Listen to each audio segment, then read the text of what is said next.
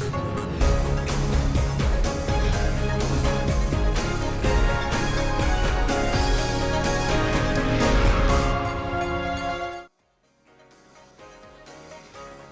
Medan memiliki banyak potensi dari sektor pariwisata dan juga sektor usaha UMKM yang jika pengelolaannya maksimal akan meningkatkan pendapatan asli daerah Kota Medan. Demi merealisasikan hal ini, Wali Kota Medan menggandeng pegiat dan pelaku ekonomi kreatif untuk menciptakan wisata kreatif bagi warga Kota Medan. Di samping memberikan perhatian terhadap sektor usaha UMKM.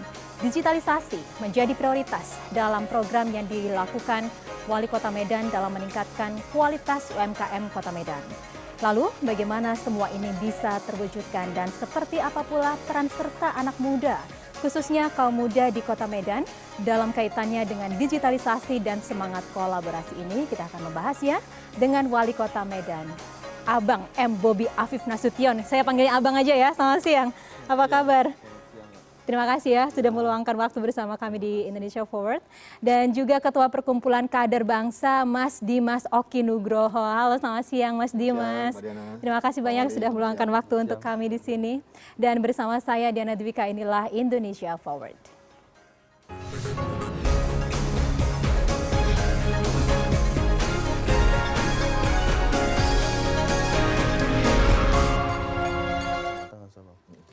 Iya, senang sekali karena pada siang hari ini saya kedatangan narasumber-narasumber yang luar biasa. Ada Abang, saya panggil Abang nggak apa-apa ya? Oke, Bang Bobi Wali Kota Medan dan juga Mas Dimas di sini. Ini sebelum kita ngobrol lebih jauh, saya secara pribadi mewakili CNN Indonesia mau mengucapkan selamat atas kelahiran buah hati ketiganya ya. Tanggal 28 Agustus ya kalau nggak salah ya Bang ya? 25 Agustus putra ketiganya. Semoga jadi anak yang sehat, kelak ketika sudah besar bisa menjadi penerus bangsa yang bisa memajukan bangsa dan negara. Seperti orang tuanya begitu pasti ya Mas Dimas ya, kita doakan bersama. Amin, oke. Kalau tidak salah tadi malam juga pemerintah Kota Medan menggelar acara bertajuk Medan di Jakarta, begitu ya? Ini mungkin bisa diceritakan ke pemirsa kita gimana nih keriuhannya, kemudian apa saja acara-acara yang digelar di sana? Medan di Jakarta kita buat event untuk anak-anak muda, sebenarnya anak-anak muda, pelaku UMKM, seni budaya, mural, itu kita kumpulkan yang selama ini melakukan kegiatan itu fokusnya di Jakarta. Karena banyak memang anak muda Kota Medan ini yang berkarir di Jakarta, namun apa kita bilang ya, jarang mau pulang kampung lagi. Udah keenakan di Jakarta, jadi kita pengen kumpulin teman-teman yang berkarir di Jakarta, khususnya di seni musik juga khususnya, kumpul di Jakarta, pengen ngelihat atmosfernya dan bantu kita. Sebenarnya endingnya kita pengen minta mereka bantu kita, ayo dong kembali ke Medan, kita bantu adik-adik kalian yang ada di Medan untuk bisa seperti kalian yang ada di Jakarta ini. Itu tujuan sebenarnya. Oke, ini kalau saya baca acaranya meriah sekali dan yang bagusnya bukan cuma kulinernya saja begitu ya. Untuk seni budayanya semuanya juga diangkat. Kalau Mas Dimas ngelihat ini salah satu strategi untuk merangkul anak-anak muda Medan di sini, efektifkah atau gimana Mas? Pertama-tama ini tentunya inisiatif yang luar biasa ya, karena jarang daerah itu mencoba untuk, atau katakanlah jajaran pemerintahan daerah ya, kepala daerah dalam hal ini mencoba untuk membantu para UMKM atau ekonomi kreatifnya, yang mana pelakunya banyak adalah anak muda hari ini, dan di Medan juga begitu, di Jakarta juga begitu. Lalu kemudian membantu mereka untuk mendekat kepada akses terhadap pasar. Nah, acara tadi malam itu yang saya lihat dan saya pelajari bahwa kemudian terjadi integrasi tadi, sinergi antara para pelaku UMKM, pegiat UMKM, dan anak-anak muda, dan pelaku ekonomi kreatif. Karena ekonomi kreatif itu tidak hanya UMKM dalam penjualan bidang tertentu, tapi juga termasuk di sana ada musik, ada apa namanya sektor ekonomi kreatif lain ya, dan banyak sekali, 17 subsektor ekonomi kreatif, dan itu saya lihat oleh pemerintah Kota Medan dalam hal ini. Bang Wali Kotanya, Bang Bobi itu mencoba untuk disinergiskan dengan akses pasar di mana Jakarta sebagai sentrum. Dan saya pikir itu inisiatif yang bisa diteladani juga oleh pimpinan-pimpinan daerah lainnya ke depan. Iya, karena memang ketika kita berbicara tentang Medan itu tidak hanya berbicara terfokus bahwa Medan ini sebagai ibu kota provinsi Sumatera Utara ya. Memang Medan ini bisa dikatakan adalah salah satu kota terbesar di luar Pulau Jawa, kemudian Medan ini juga menjadi salah satu pusat pertumbuhan ekonomi di luar Jawa, dan juga selain itu ternyata Medan ini menjadi pusat pertumbuhan ekonomi sejak berabad-abad silam pada pemerintahan Belanda. Ini menarik sekali ya. Mungkin kalau Bang Bobi bisa dijelaskan lagi, apa saja sih potensi-potensi yang bisa dikembangkan dari Medan selain dari sisi perdagangan seperti yang kita ketahui saat ini? Banyak ya sebenarnya. Kita tahu tadi seperti yang sampaikan, Medan itu kan sebenarnya pintu masuk Indonesia bagian barat kita bilang.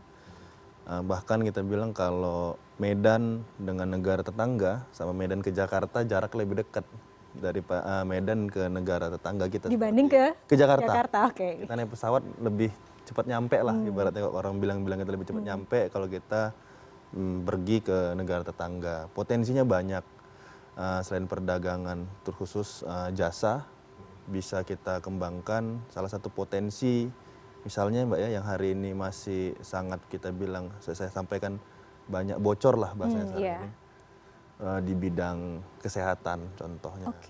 Di bidang kesehatan yang sama-sama masih bisa kita rasakan pandemi COVID yang kurang lebih 2 tahun ini kita rasakan, tapi masih ada PR di bidang kesehatan, khusus di Kota Medan. Kalau nggak salah saya pernah hitung-hitung dengan teman-teman di dinas, kalau nggak salah saya hampir 8 triliun kalau nggak salah saya. Uang masyarakat Kota Medan tuh lari ke negara tetangga. Khusus untuk di bidang kesehatan, karena banyak yang berobat ke sana. Kita tahu lah masyarakat Medan tuh kalau mau perkara check up saja terbang keluar. Nah ini salah satu potensi yang hari ini coba kami kembangkan melalui namanya medical tourism. Lagi kita kembangkan Pemko Medan dengan seluruh stakeholder di bidang kesehatan yang ada di Kota Medan, kita lagi kembangkan ini biar mengurangi lah kebocoran tadi ini. Potensi ekonominya ya lumayan 8 triliun setahun kurang lebih kita hitung, perputaran ekonomi malah lari ke luar negeri. Ini contoh-contoh seperti ini, masih banyak lagi. Ekonomi kreatif juga seperti yang disampaikan tadi, kenapa tujuan kita buat di Jakarta, PR-nya di Kota Medan hari ini untuk ekonomi kreatif adalah ekosistemnya. Ekosistemnya, atmosfernya kita belum dapat. Anak-anak muda Kota Medan selalu nyampaikan kalau mau sukses harus keluar Kota Medan. Nah itu artinya ekosistem kita di Medan belum sempurna terbentuk, belum terlalu menghargai hal-hal yang di luar Kota Medan sudah menjadi sebuah penghargaan yang luar biasa, bahkan di bidang ekonomi juga mereka sudah bisa ambil. Nah ini yang sedang kita coba bangun di Kota Medan. Iya, ya memang kalau kita berbicara tentang pandemi, semua sektor pasti terpuruk begitu ya. Dan saya suka sekali apa yang disampaikan oleh Bang Bobi waktu itu di satu kesempatan menyampaikan kita itu nggak boleh ngeluh kalau tanpa penyelesaian begitu ya. Dan langsung saja semenjak menjabat langsung turun ke lapangan mengecek bagaimana perangkat-perangkat di desa bekerja, kemudian tentang pungutan-pungutan liar coba untuk segera diselesaikan. Nah ini menarik sekali, gebrakannya langsung begitu ya, langsung point to the point gitu untuk segera diselesaikan. Tapi kira-kira untuk secara umumnya gitu, secara garis besarnya, kira-kira visi misi untuk membangun Medan ini seperti apa yang saat ini diusung? Ya tentunya gini, permasalahan Kota Medan itu untuk ini kita anggap, saya pikir Mbak ya, untuk sebuah kota besar di Indonesia, yang bilang tadi kota terbesar putaran pergerakannya, ekonominya, bahkan penduduknya di luar Pulau Jawa, permasalahan Kota Medan saya bilang masih permasalahan yang klasik lah kita bilang, masih permasalahan yang klasik yang perlu sebenarnya tidak susah menyelesaikannya, cuman harus butuh kebersamaan. Semua stakeholder di Kota Medan harus punya satu visi misi yang sama untuk menyelesaikan persoalannya, permasalahan-permasalahan klasiknya, baru setelah itu di daerah lain sudah bisa memikirkan lompatan-lompatan yang luar biasa, namun kita harus menyelesaikan dulu poin-poin PR-PR yang masih klasik, yang kita pengenkan ini setahun, selama saya menjabat setahun pertama itu bisa selesaikan, baru kita bicara tentang hal-hal yang bisa menjadi lompatan. Ini yang kita buat kemarin, dan tahap pertamanya kita buat kemarin, visi misinya itu pertama sekarang ngajak dulu. Mengajak dulu seluruh stakeholder, makanya tagline kita kolaborasi, kemarin kolaborasi. Kita main ngajak semua stakeholder menyepakati apa tujuan dari pembangunan Kota Medan ini, untuk bisa benar-benar menjadi kota terbesar di luar Pulau Jawa, di bidang apapun, baik di bidang sumber daya manusianya ataupun ekonominya, benar-benar menjadi yang terbaik. Oleh karena itu kita sepakat itu dulu, dan kita harus selesaikan PR-PR lamanya, baru kita bisa menyelesaikan PR-PR tantangan di tingkat lokal, nasional bahkan global. Itu yang sedang kita susun sekarang. Iya, kalau kita lihat dari apa yang dirumuskan bahwa Medan saat ini mengusung 2 visi begitu ya. Ada visi Medan membangun, kemudian Medan inovasi begitu ya. Bisa dijelaskan tujuan atau goals dari kedua visi itu perbedaannya seperti apa? Tujuannya sebenarnya sumber daya manusia Oke. sama sarana prasarana. Itu saja sebenarnya dua poin yang sebenarnya kalau kita dalam menyelesaikan permasalahan COVID kemarin ya, kita selalu disampaikan injak rem dan gasnya harus seimbang. Nah, jadi dua hal tersebut, sarana prasarana dan sumber daya manusia, saya rasa bukan sebuah pilihan yang harus mana duluan yang dibangun, tapi bisa bersama-sama dengan kebersamaan, dengan kolaborasi. Jadi sumber daya manusianya harus kita tingkatkan menjadi inovatif, dan sarana prasarananya harus bisa kita bangun untuk membangun ekosistemnya itu sendiri. Jangan sumber daya manusianya sudah mampu, seperti yang saya sampaikan tadi, banyak pelaku kreatif Kota Medan hari ini sumber daya manusia sudah bagus-bagus. Tapi pas mau berkreasi, sarana prasarananya di Kota Medan nggak ada, sehingga mereka pindah ke Jakarta, ke Bandung, ke Jogja. Nah, ini pilihan-pilihan anak muda Kota Medan biasanya ke sana. Jadi itu tadi, sarana prasarana, Medan membangun itu membangun sarana prasarana untuk mereka menjadikan goalsnya adalah ekosistem di Kota Medan itu selesai, bisa terbentuk, dan Medan inovatif itu menjadikan sumber daya manusianya lebih kreatif lagi. Oke, ya Mas Dimas mungkin bisa menanggapi ini. Kalau memang kita ngelihat dari Medan membangun Medan inovatif ini banyak sekali yang menggunakan istilah-istilah yang kekinian begitu ya. Istilah-istilah anak muda, ada yang disebut sebagai Medan bercabang, kemudian Sakan Sawira. Ini memang salah satu upaya untuk pendekatan kepada generasi muda atau gimana Mas? Iya, karena memang hari ini tidak hanya Medan ya, hampir semua kota-kota di Indonesia atau daerah di Indonesia itu jumlah populasi anak muda tinggi banget. Iya. Dan selama ini memang kajian-kajian kita, khususnya di kota-kota besar seperti Medan, ya itu ada problem governance di mana anak muda ini itu tidak cukup terserap aspirasinya, partisipasinya terhadap isu-isu publik. Nah, sehingga muncullah itu namanya pesimisme politik dan seterusnya, partisipasi dan seterusnya. Nah, kita lihat memang di beberapa daerah atau kota seperti Kota Medan yang dipimpin oleh Bang Bobi ya sebagai wali kota, itu ketika memang sosoknya sosok pemimpin muda, sosok muda yang menjadi pemimpin di kota seperti Medan, itu memang persoalan jembatan tadi ini bisa terreduksi ya. Jadi kedekatan anak-anak muda sebagai pelaku utama dari UMKM dan lalu kemudian ekonomi kreatif, itu mereka bisa terbangun ya. Karena pertama harus ada komunikasi, trust, sosialisasi dan seterusnya. Satu hal. Yang kedua, saya sedikit ingin mengomentari yang disampaikan oleh Pak Wali tadi soal sumber daya manusia, Bang Bobi. Jadi memang ini sangat penting memang. Jadi kalau memang ini menjadi atensi utama dari Bang Bobi sebagai wali kota Medan, dengan potensi Medan yang luar biasa nih, jumlah ekonomi kreatifnya, di situ ada kuliner, musik dan seterusnya saya sampaikan tadi, wisata. Nah, ini kemudian bisa mendorong partisipasi anak-anak muda ini untuk bergerak gitu sebagai, baik itu apakah itu semata-mata entrepreneurship atau sebagai socialpreneurship. Jadi ada keinginan untuk berkolaborasi tadi disampaikan oleh Bang Wali, ada ingin berbagi di sana, lalu kemudian bagaimana membuat komunitas mereka Kota Medan itu dalam hal ini menjadi lebih baik, menjadi lebih maju. Tadi disampaikan itu betul sekali bahwa tantangan bagi Medan sebagai kota besar ya di pintu atau di barat Indonesia itu sebagai, dan itu memang ibaratnya berhadapan-hadapan dengan kota-kota besar di Malaysia, di Thailand, di Singapura. Nah, ini mereka kemudian arahnya ke sana sebenarnya visi besarnya. Dan sumber daya manusia nomor 1, betul, infrastruktur nomor 2, tinggal inovasi. Nah, saya lihat ini kegiatan tadi malam yang dilakukan oleh pemerintah Kota Medan, Pak Bang Wali Kota, itu adalah bagian dari itu. Nah, sumber daya manusia ini sekarang bukan hanya, nah ini saya pengen tanya nih Bang Wali, tantangan terbesar itu adalah misalnya selain ada pelaku pegiat UMKM adalah birokrasi. Nah, ini birokrasi kan tantangan yang sangat penting, dan di berbagai daerah memang saya lihat itu ketika wali kotanya punya visi besar, tantangannya adalah bagaimana aparat di pemerintahan tersebut, birokrasi dalam ini bisa mensupport agenda-agenda tersebut. Ya, itu bisa menjadi pertanyaan yang akan kita ulas di segmen selanjutnya pastinya ya. Ya, dan pemirsa jangan kemana-mana, tahan dulu perbincangan ini karena kami akan segera kembali sesaat lagi. Tetaplah bersama kami di Indonesia Forward.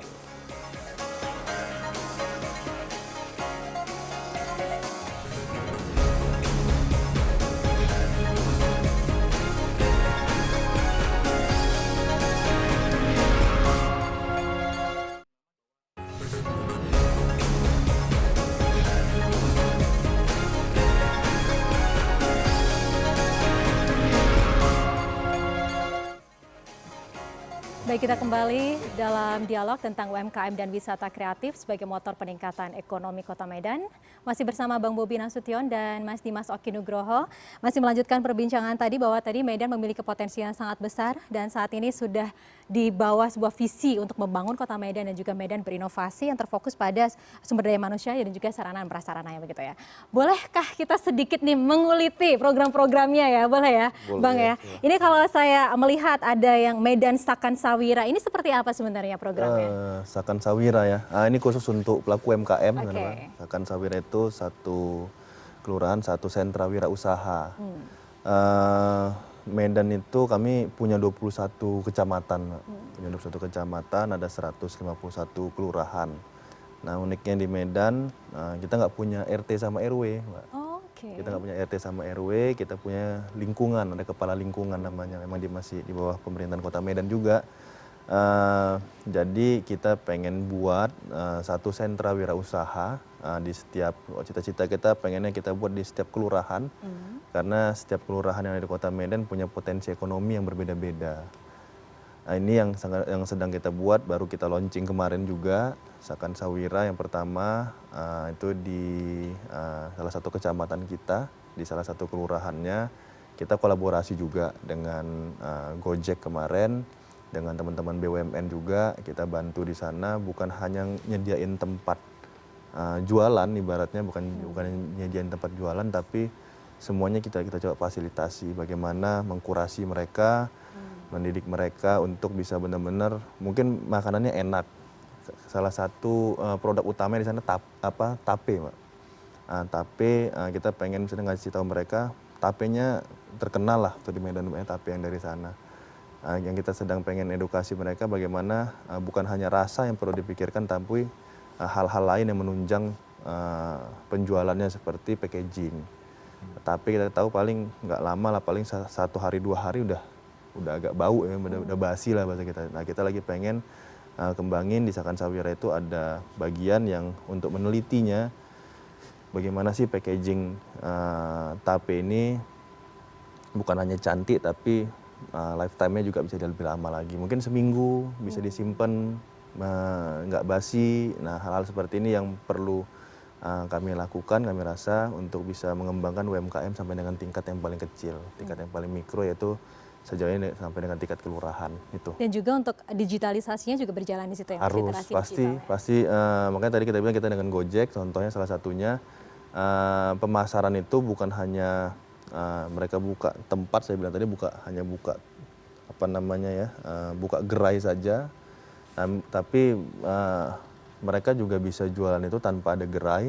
Mereka bisa jualan secara online. Nah ini kita semua dari semua lininya kita coba kurasi sehingga bisa menghasilkan pelaku UMKM yang benar-benar bisa bersaing lah. Iya. Itu. Pelaku UMKM juga melek digital begitu ya? Harus itu. Iya, harus sekarang. Ini juga ada sistem parkir yang terobosan yang sangat bagus sekali. Ini sistem e-parking di sana. Kalau saya bandingkan, ini agak berbeda ya sama di Jakarta. Mungkin kalau Bang Bobi bisa menceritakan seperti apa sistem transparansi e-parking di sana. Iya, e-parking sebenarnya kita ngelihat pertama sekali persoalan parkir di Kota Medan itu sebenarnya tujuan besar kita, Pak. Tujuan besar kita, saya sampaikan ke Dinas Perhubungan itu, tujuan parkir kita itu adalah menjadikan Kota Medan itu mempunyai banyak titik parkir, kantong-kantong parkir. Sedangkan parkir digital ini, sekarang e-parking ini hanya memberikan fasilitas bagaimana masyarakat tetap bisa parkir di pinggir jalan, namun mengurangi potensi kebocoran PAD. Selama ini nggak ada hitung-hitungannya nih berapa ruas jalan sih yang digunakan sebagai parkir legal pinggir jalan ya Mbak ya, dan berapa potensi pendapatan PAD-nya. Nah ini ngitungnya kadang-kadang ya udahlah PAD tahun ini masalah retribusi parkir samain aja sama kayak tahun lalu. Nah, itu pas kita lagi ngitung-ngitung PAD seperti itu nanti, tapi nggak ada kejelasan bagaimana bisa mereka menghitung setiap ruas itu berapa sih potensinya. Nah, itu pertama sekalian, selain sistem pembayarannya yang kita menggunakan digital, yang paling penting utama kemarin itu adalah bagaimana pendataannya dulu. Pendataan berapa ruas jalan di Kota Medan, berapa potensinya, berapa kira-kira banyaknya masyarakat yang menggunakan parkir pinggir jalan. Nah setelah itu nanti datanya kita ambil, hari ini sudah berjalan, sistem pembayarannya sambil menunggu sebenarnya, sambil menunggu kita buat kantong-kantong parkir. Nah, contoh yang sedang kita lagi mau bangun di lapangan Merdeka Kota Medan, nah itu kita pengen pusatkan menjadi kantong-kantong parkir. Nah hal seperti ini yang sebenarnya menunggu switch yang lebih besar lagi, tapi nggak boleh kita tinggalkan. Nah tetap kita buat sistem pembayaran parkirnya melalui e-parking. Mas Dimas, menarik sekali ya. Ini berbicara tentang parkir saja, ini ternyata memiliki peran yang sangat besar terhadap pemasukan anggaran di daerah begitu, terhadap PAD begitu ya. Dan kalau misalkan selama ini kita berpikir kalau e-parking itu hanya di mal-mal gitu ya, kita mendatangi sebuah gardu dan juga men-tap e-tol atau apa gitu. Tapi kalau dari terobosannya Bang Bobi ini, beberapa juru parkirnya sudah dibawain alat begitu ya. Jadi mendatangi ke pengguna parkirnya begitu, itu lebih memudahkan. Ini sebuah terobosan yang menurut saya perlu diapresiasi. Ya kalau Mas Dimas sendiri melihat digitalisasi, transformasi yang saat ini digadang-gadang didorong oleh Bang Bobi ini bagaimana Mas? Iya, apa yang dilakukan oleh Bang Wali Kota Medan ini, Bang Bobi ini adalah memang seharusnya dalam konteks itu adalah mencoba untuk lebih banyak, lebih dalam lagi mendapatkan kepastian untuk pemasukan daerah. Nah, cara yang paling sebagai sebuah kota besar, ya Medan itu dan di kota-kota besar dan tidak banyak yang berhasil bagaimana caranya mengelola ini dengan baik ya. Itu adalah lahan parkir, mengelola lahan parkir. Karena memang udah banyak aktor-aktornya di bawah selama ini, apalagi kota sebesar Medan ya. Dan melalui pendekatan oleh Pak Wali Kota ini saya dengar tadi dengan sinergikan dengan pendekatan IT, digital, nah itu tentunya akan memudahkan pengawasan secara langsung oleh pemerintahan lokal, oleh pemerintahan Kota Medan, itu yang pertama. Yang kedua juga tentunya adalah melakukan edukasi dan transformasi digitalisasi di Kota Medan.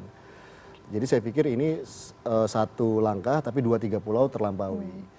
Lalu kemudian juga membangun penataan Kota Medan menjadi lebih efektif ya dan efisien pengaturannya. Jadi kalau saya lihat itu adalah tujuan besarnya ke sana dan itu adalah persiapan sebuah kota untuk bertransformasi di era digital. Artinya dimulai dari sesuatu yang memang sangat konkret ya, lahan parkir, pengelolaan. Dan itu menjadi tantangan besar ya bagi Kota Medan. Yang sekarang dihadapi dan dijalani di overcome ya, dicoba untuk diatasi oleh Bang Bobi. Yang kedua adalah memang kalau kita lihat, tadi saya sedikit baca ini Pak Wali izin. Saya lihat, saya pelajarin bagaimana visi Pak Wali juga dalam mencoba untuk mentransformasikan Kota Medan itu sendiri di era teknologi informasi.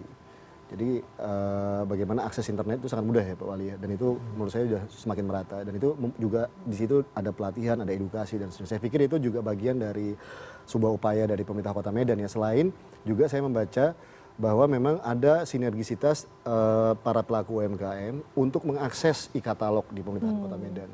Ini menurut saya juga transformasi sih, gebrakan di mana di era masa pandemi dan pasca pandemi memang UMKM itu harus lebih bisa mengakses dana state budget ya, dalam hal ini APBD, dan itu memudahkan mereka untuk bisa tumbuh dan berkembang. Saya pikir ini satu hal yang juga dalam konteks digitalisasi ke depannya.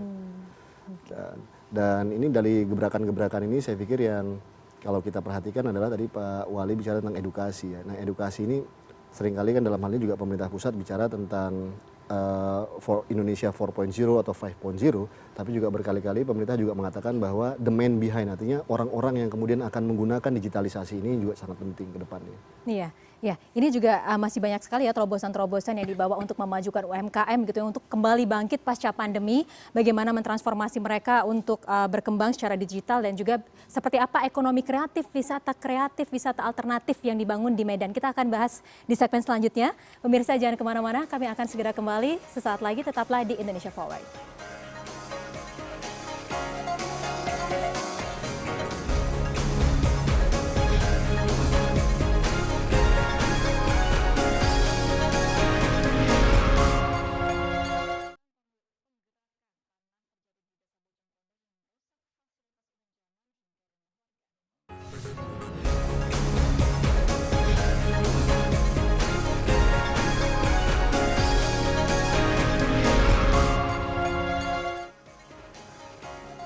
Ya, Anda masih bersama Wali Kota Medan, Bang Bobi Nasution dan juga Mas Dimas Oking Nugroho, Ketua Perkumpulan Kader Bangsa, dalam dialog mengenai UMKM dan wisata kreatif sebagai motor peningkatan ekonomi Kota Medan. Kita melanjutkan perbincangan kita, tadi menarik sekali bagaimana Anda selalu bekerja keras untuk membangun kembali UMKM di sana begitu yang terpuruk pasca pandemi begitu, dan bagaimana mentransformasikan potensi-potensi yang ada secara digital begitu. Ini yang juga menarik di sana adalah bagaimana Anda bisa mendorong supaya UMKM di sana naik kelas di Medan, bersaing dengan 64 juta ya total UMKM yang ada di seluruh Indonesia begitu. Terobosannya itu harus sangat tepat gitu, bagaimana? UMKM naik kelas ini sering kita dengar nih, sering kita dengar, tapi naik kelasnya seperti apa ini yang kadang-kadang pelaku UMKM-nya bingung kadang-kadang, Mbak. Kami naik kelas seperti apa kan gitu. Makanya saya sampaikan untuk benar-benar menjadikan mereka naik kelas ini tentunya banyak program. Nggak bisa hanya satu program sehingga mereka berhasil jadi naik kelas. Kalau di Medan sendiri kita buat untuk menjadikan UMKM naik kelas ini bukan hanya satu program di satu dinas misalnya. Namun kita pengen semua dinas yang ada di Pemko Medan ini kolaborasi, tapi punya satu tujuan. Jangan dinas satu dan dinas yang lain tujuannya berbeda, visi misinya beda, sehingga nanti hasil naik kelasnya juga berbeda-beda. Nah, ini yang sedang kita lakukan untuk menjadikan UMKM naik kelas ini. Sekarang kami Pemko Medan buatnya banyak program. Salah satunya misalnya UMKM ini kan pelaku usaha yang harus kita liatin terus ya. Kita liatin bukan mencurigai, tapi kita lihat apa kira-kira kayak tadi Mbak bilang, untuk bersaing mereka harus kita support di bidang apa. Contoh yang kita buat hari ini untuk mereka naik kelas, yang mereka butuhkan misalnya hari ini bukan modal misalnya, tapi adalah alat-alat usahanya. Nah, ini yang seperti ini yang kita bantu. Mereka mungkin butuh modal, tapi bukan bantuan. Mereka butuh akses ke lembaga keuangan. Nah, ini yang kita coba. Beda dengan mereka misalnya butuh uang, kita hanya memberi bantuan dalam beberapa periode, tapi kita tidak bisa menghitung bantuan itu sebenarnya sudah betul-betul mereka butuhkan atau tidak sih. Misalnya kita berikan bantuan sebesar berapa rupiah, ini kira-kira beberapa rupiah ini bisa mengembangkan usaha mereka sebesar apa sebenarnya. Namun yang kita berikan tadi yang disampaikan Bang Dimas, kita lebih fokus menjadi jembatan biar pelaku UMKM ini nggak manja juga lah. Menjadi jembatan kepada mereka untuk misalnya tadi ke akses lembaga keuangan. Kita memberi mereka sebagai jembatan, menemukan mereka dengan para misalnya investor, dengan lembaga keuangan yang ada di Kota Medan. Nah, ini kita coba menjadi penengahnya di situ. Masalah bantuan-bantuan yang lain, nah ini menjadi satu fokus pemerintah kota agar tidak hanya menjadikan mereka suatu hal yang manja, tapi benar-benar menjadikan mereka itu sebuah hal yang untuk sama-sama men-trigger mereka lah. Jadi bantuan kita bukan lebih ke arah yang memanjakan, namun lebih men-trigger mereka seperti bantuan kalau mereka mau dapat bantuan alat usaha, yang sekarang kita lakukan, mereka harus buat kelompok usahanya dulu. Biar apa? Kelompok usahanya ini biar nggak semua orang yang punya usaha A, mereka merasa sesama pelaku usaha yang sama itu saingan. Enggak. Mereka harus sama-sama kebersamaan, mereka harus buat atmosfernya tadi, mereka harus buat ekosistemnya tadi, sehingga nanti bisa kita bantu di sana. Yang kita bantu bukan orang perorangannya, tapi adalah sektornya, kelompoknya. Misalnya kelompok ekonomi kreatif, yang kita bantu adalah ekonomi kreatifnya, bukan si A yang jualan gelang, misalnya si B yang jualan kalung, bukan, tapi ekosistemnya ataupun atmosfernya yang kita bantu. Itu yang sekarang kita lagi coba. Iya, Mas Dimas, ini strateginya bagus sekali ya, self development-nya begitu ya, bukan hanya memanjakan begitu, membuat mereka bertumbuh dengan ketergantungan, tapi bisa berdiri sendiri. Jadi apapun terpaannya bisa bangkit. Memang kalau kita melihat dari data dari Kementerian ya UMKM, Koperasi dan UMKM ini, kalau UMKM di Indonesia itu memang berkontribusi terhadap PDB sebesar 61,97%, setara dengan 8.500 triliun rupiah, dan menyerap tenaga kerja sebesar 91% ya, kurang lebihnya, dari daya serap dunia usaha. Kalau di Medan sendiri kurang lebih ada 20.000 ya Pak ya? Kurang lebih. Lebih dari 20.000. Tercatat 27.000 yang sudah tercatat, tapi semestinya itu potensinya sampai 70.000 kalau berdasarkan sepertian Pak Wali. Lebih. Kurang lebih sampai 70.000. Yang kita data kemarin untuk selama pandemi COVID ya, selama pandemi COVID yang kita berikan emang bantuan secara langsung tadi di luar program kita, luar program yang saya ceritakan tadi, ada kita bantuan secara langsung karena pandemi COVID membantu mereka.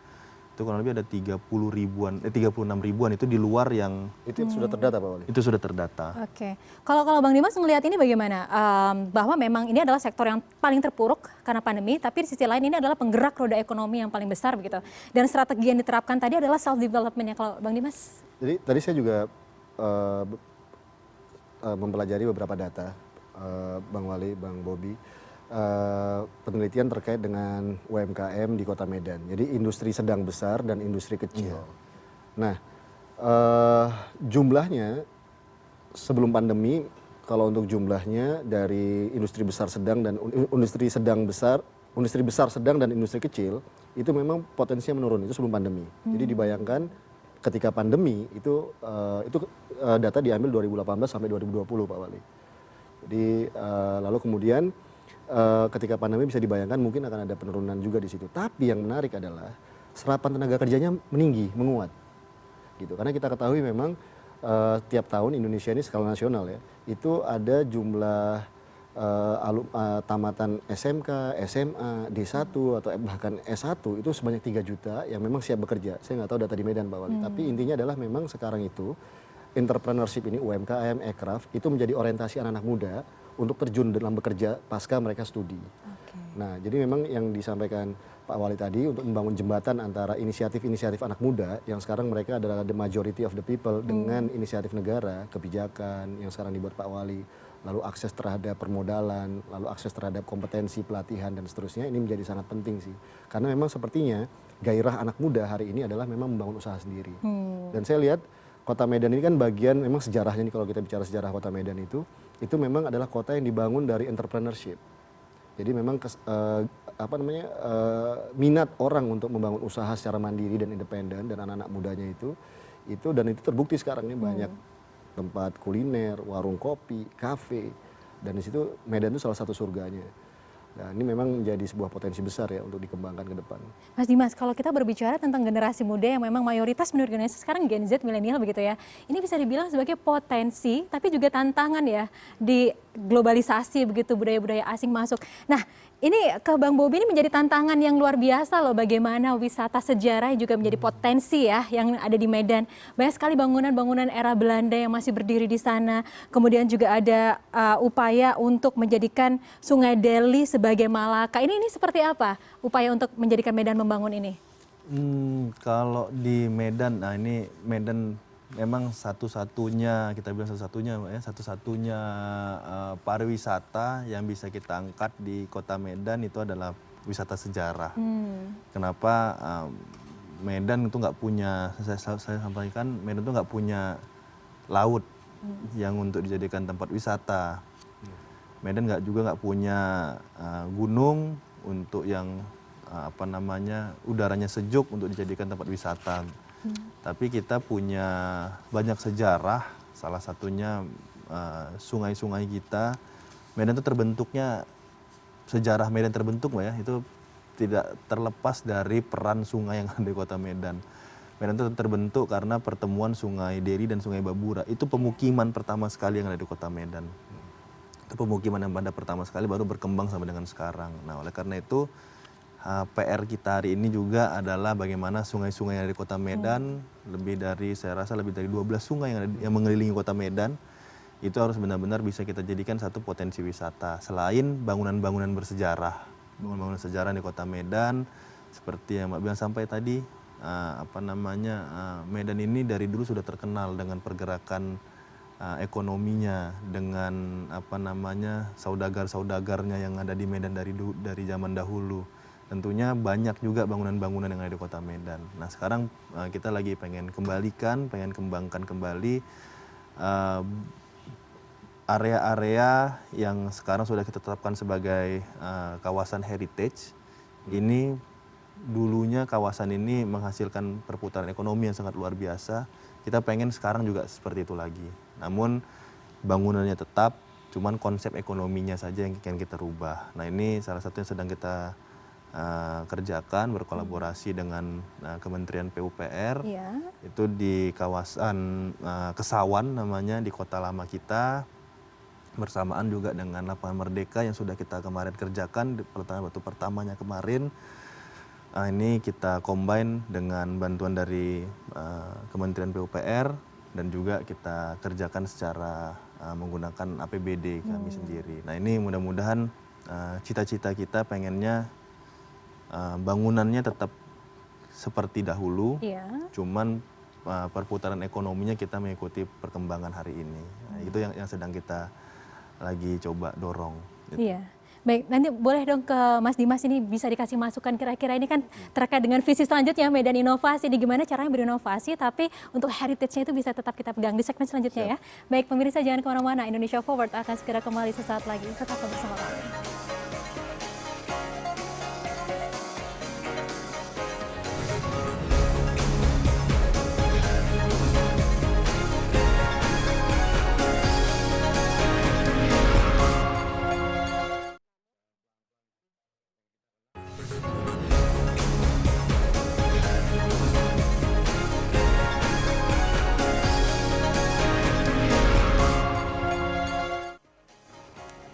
Terima kasih pemirsa Anda masih bersama kami di Indonesia Forward dan melanjutkan perbincangan kita kali ini. Tadi di segmen sebelumnya kita sempat membahas tentang wisata heritage gitu ya, yang ada di sana salah satu potensi yang jangan sampai ditinggalkan begitu di Medan. Gimana Mas Dimas ini supaya tetap berinovasi sesuai visinya Medan berinovasi, tapi juga si kebudayaan lokalnya tetap arif gitu? Iya, jadi memang sekarang justru di era new media, di era globalisasi yang semakin intens dan masif hari ini, ada kerinduan dari warga masyarakat, khususnya anak-anak muda, Pak Wali. Itu justru untuk kembali lagi ke back to nature, tadi cerita tentang lingkungan, sungai, alam, back to economic sustainability, dan pada local genius, kearifan lokal. Jadi mereka ingin mencari otentisitas dari daerahnya masing-masing untuk mereka bukan ikut pamerkan, tapi ingin mereka tawarkan kepada dunia. Dan di era media sosial itu terjadi hari ini dengan postingan mereka di Instagram, di YouTube, di Facebook, dan seterusnya. Artinya mereka ingin menunjukkan keunggulan mereka sebagai local genius gitu ya. Dan saya pikir ini salah satu jembatan ke arah sana. Dan itu pastilah akan membawa serta yang namanya gagasan-gagasan baru, apakah itu dalam bentuk yang kreatif atau inovasi ya, yang sekarang diwakili oleh para anak-anak muda ini. Nah, memang yang terpenting di situ adalah pertama-tama menurut saya adalah kepemimpinan yang transformatif, ya, kepemimpinan yang inovatif. Lalu yang kedua adalah kepemimpinan yang mampu menjembatani antara negara dengan masyarakat, antara state dengan society. Nah, memang kedekatan dari sosok Pak Wali yang masih muda ini menurut saya itu cukup menguntungkan ya kedekatan, karena memang demografi dari hari ini Kota Medan itu banyak anak muda, dan itu bukan hanya di Medan ya, di Jakarta, di Surabaya, di berbagai kota lain itu anak muda luar biasa ini. Mereka adalah pemegang kedaulatan hari ini. Dan mereka pelaku ekonomi kreatifnya, mereka berpartisipasi di bidang sosial budaya, dan seterusnya gitu. Nah, artinya kedekatan ini memang menjadi salah satu keunggulan yang bisa di-maintain untuk membangun sebuah ekosistem tadi disampaikan oleh Bang Bobi, sebuah ekonomi kreatif yang handal. Dan menurut saya Medan sebagai kota nomor 3 terbesar ya, dan kota terbesar justru di ujung barat Indonesia menjadi sangat strategis gitu. Karena memang tadi kekayaan sumber daya budaya, sosial budayanya dan sosial ekonominya, aksesnya, bisa dibayangkan itu akan menjadi sebuah kekuatan besar secara ekonomi. Yang penting adalah terbukanya ruang-ruang egalitarianisme di situ, ruang-ruang partisipasi di sana. Karena memang ada kesempatan yang ditawarkan oleh pemerintah kotanya gitu untuk anak-anak muda terlibat, pelaku ekonomi kreatif terlibat di situ untuk membangun kotanya, dari mulai pada level kelurahan mungkin, kecamatan sampai kota. Dan itu saya membayangkan yang mendapatkan impact bukan hanya kota Medannya, tapi juga berbagai daerah di sekitaran kota Medan itu sendiri gitu. Jadi pemerintah memang membangun kemitraan juga di sana, yang saya pikir itu juga menjadi sebuah platform kolaboratif tadi istilahnya Bang Bobi, membangun sebuah ekosistem kolaboratif untuk seluruh masyarakat yang tidak hanya bisa dinikmati oleh warga Kota Medan, tapi juga kabupaten kota atau bahkan provinsi di sekitarnya. Iya, ya ini menarik sekali karena Bang Bobi sebagai pemimpin yang masih muda bisa melihat ceruk-ceruk peluang begitu ya untuk berkolaborasi dengan apa yang saat ini sedang tren di masyarakat untuk mengembangkan daerahnya. Boleh kita coba untuk melihat lagi dipaparkan apa saja sih kolaborasi-kolaborasi yang saat ini sudah dibangun begitu oleh pemerintah Kota Medan? Ya banyak di bidang masing-masing pasti ada ya Mbak ya, di bidang UMKM misalnya tadi kita lagi fokus ngomongin UMKM misalnya. Banyak yang kita lakukan misalnya dengan BUMN yang ada di Kota Medan ini banyak membantu BUMD kita yang ada di Kota Medan ataupun yang ada di provinsi. Kolaborasi juga tentunya penting dengan para penggiat langsung, kelompok-kelompok usaha seperti Kadin, HIPMI itu juga sedang kita galakkan. Kolaborasi kita dengan teman-teman para pelaku usaha secara langsung, bagaimana bisa mengajak para pelaku UMKM ini benar-benar tadi seperti disampaikan bisa mentransformasi lah, bukan transformasi diri mereka saja tapi cara mereka berusaha ini biar benar-benar bisa mengikuti perkembangan hari ini. Itu yang kolaborasi yang kita lakukan sejauh ini, selain juga dengan stakeholder yang ada di Kota Medan, instansi-instansi pemerintahan lainnya yang ada di Kota Medan, ini terus coba kita kolaborasikan. Gitu. Iya, menarik sekali ya karena memang tidak menutup peluang untuk melakukan sharing ekonomi begitu ya dengan berbagai pihak supaya bisa tumbuh bersama ya. Kita tadi ada satu pertanyaan sebenarnya dari Mas Dimas ya, gimana nih kalau Medan sendiri sangat antusias untuk mengembangkan ekonomi kreatifnya, tapi di sisi lain kita juga harus melindungi para pelaku ekonomi kreatif ini. Kita akan bahas di segmen selanjutnya. Pemirsa jangan kemana-mana, Indonesia Forward akan segera kembali, tetaplah bersama kami.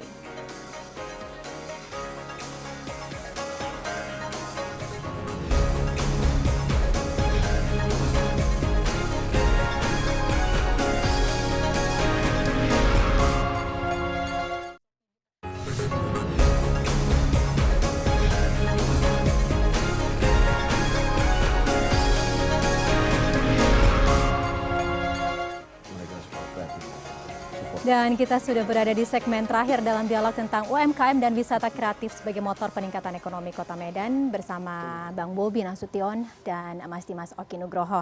Ini sebenarnya pertanyaan dari Mas Dimas ya, saya langsung tanyakan nih ke Bang Bobi.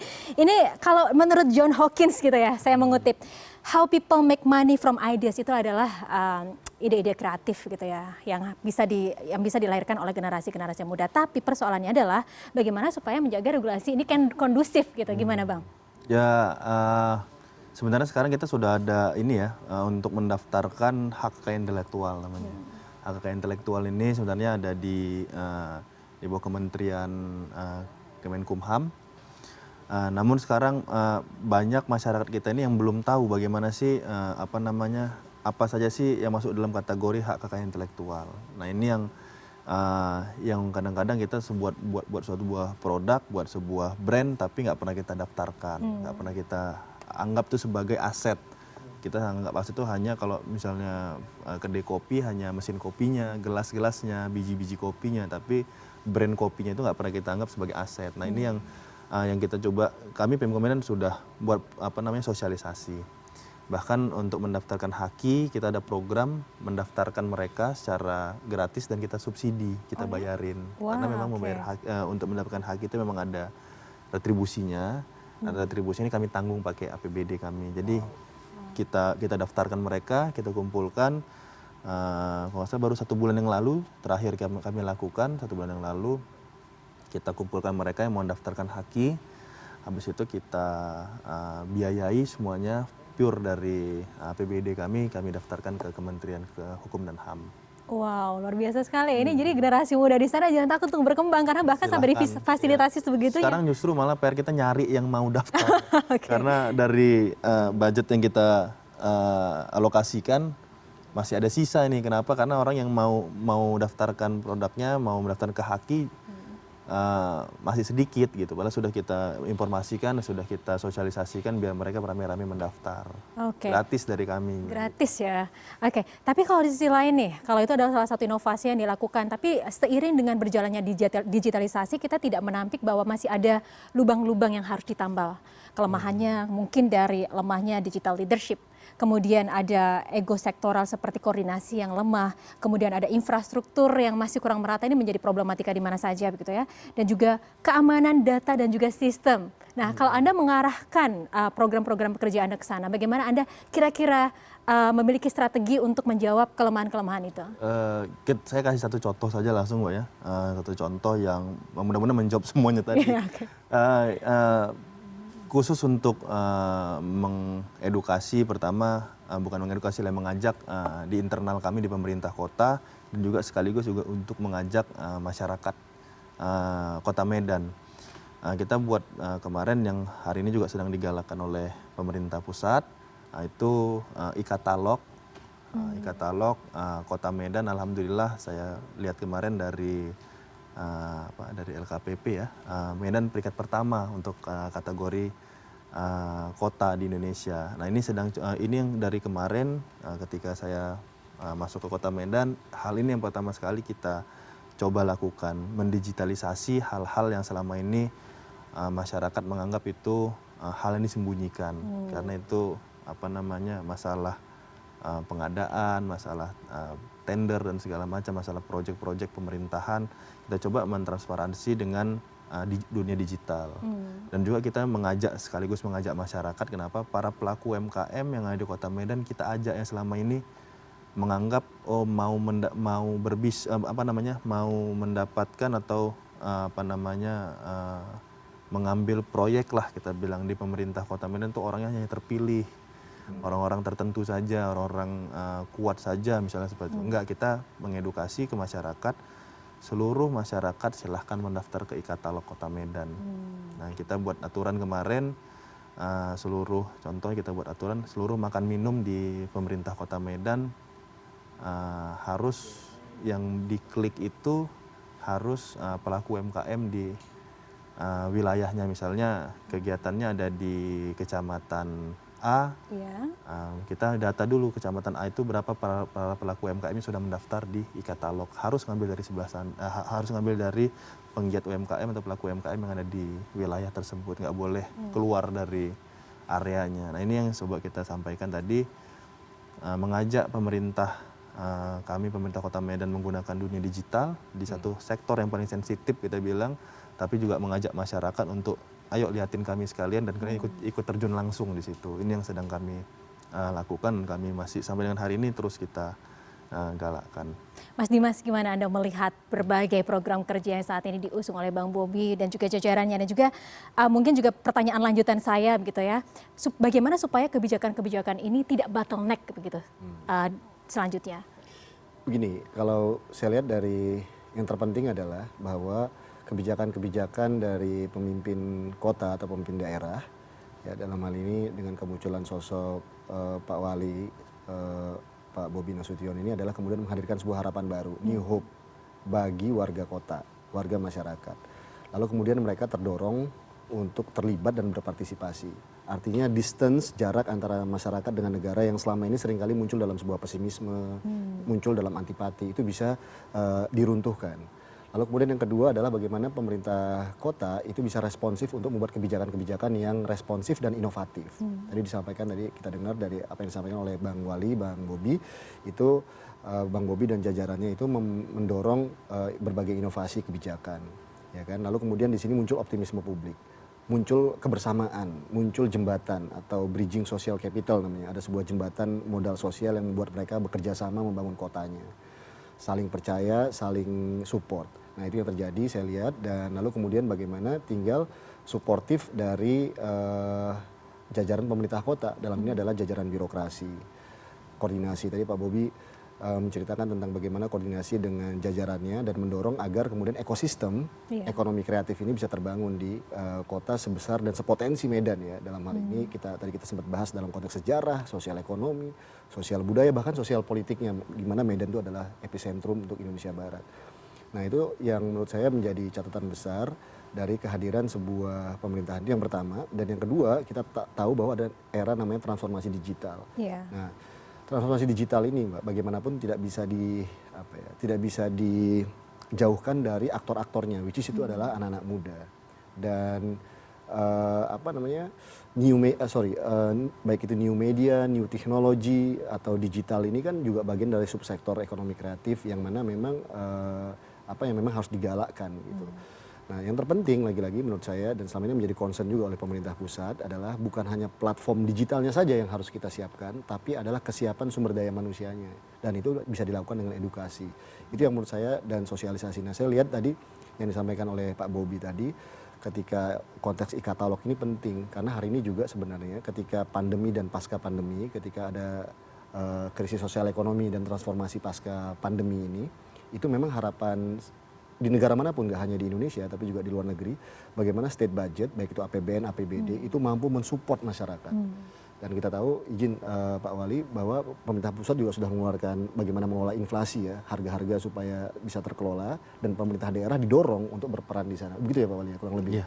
Dan sepengetahuan saya Kota Medan itu cukup gercep ya, gerak cepat ya untuk bisa mensupport dari sektor-sektor UMKM termasuk Pak Wali izin. Tanggal 1 nanti mudah-mudahan kita. Tanggal 1 nanti. Tanggal 1 nanti kita sesuai instruksi Bapak Presiden 2% dari DAU dan DBH kita sudah alokasikan, itu minimal teman kami Pemko Medan kemarin mengalokasikan lebih dari 5%.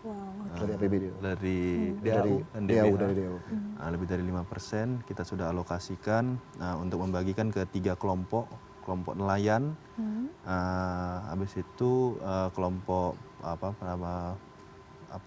driver seperti ojek online, habis itu angkutan umum perkotaan, dan di sana ada becak motor, Mbak. Di Medan ada becak motor, jadi bentor kita berikan bantuan juga. Dan yang terakhir para pelaku UMKM selama sampai dengan bulan Desember nanti kurang lebih 30 yang kami anggarkan ada 30 miliar lebih maksudnya yang akan kami beri bantuan, selain juga